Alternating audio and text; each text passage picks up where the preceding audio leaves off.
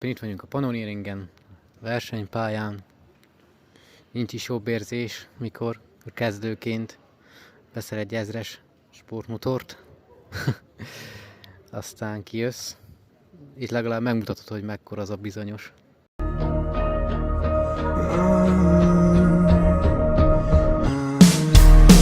I call, but you never seem to answer. But these moments wash away. Careful, 'cause your mind is filled with monsters. Every hunter has its prey. Megveszel mindent, bőrruha, csizma, protektorok, sisak, motor, utánfutó.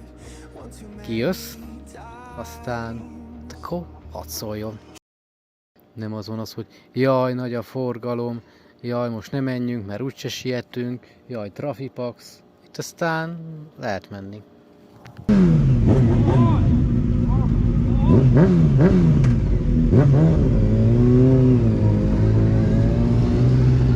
Egyébként tavaly kezdtem egy ZX-10-zel.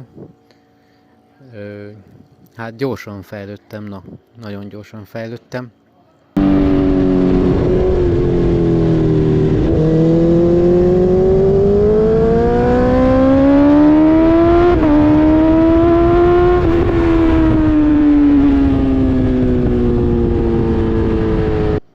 Nagyon-nagyon ritkán kijöttem egy napra Pannonieringre az aktuális motoromba, egy Hornettel, egy CBR 600-zal.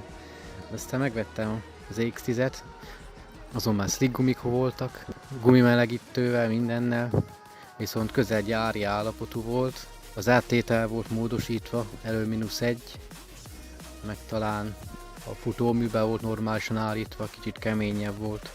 Először, amikor kijöttem, hogy hű, bazd meg, ez nem nekem való, mocskos erős, mocskos gyors, kanyarodni is tudok vele, de aztán legjobb időm utcai motorral, utcai gumikkal, az 2:29 volt, egy ősrégi CBR 600 F3-mal. Aztán megvettem az X10-et, aztán első alkalommal mentem vele 2:23-at, az első pályanapomon. Aztán rá egy hónapra, a másodikon mentem vele 2:16-ot. A harmadik pályanapomon 2:13-at. Aztán rá megint egy hónapra, a negyedik pályanapon pedig 2:10-et tudtam vele. Az már szerintem elég jó, főleg így első évben, új motorral. Aztán több okból kifolyólag is eladtam, úgy volt, hogy nem motorozok. Hát aztán idén megvettem a Gixxert, egy K4.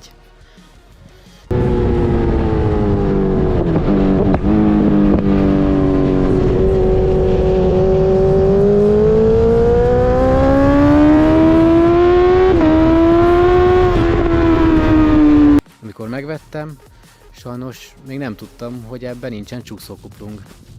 Aztán az első pályanapon rájöttem, mert brutálisan bepattog, hogyha nem gázfröccsel váltasz vissza kanyar előtt. Durva. Egy hónapja voltam már vele kint. 2:17-et sikerült vele mennem, de új ruha, új motor, fordított váltó először. Hát volt mit megszokni. Most pedig a második pályanapomon, itt van ebédszünet, 2:11-nél tartok. Szerintem az egész jó.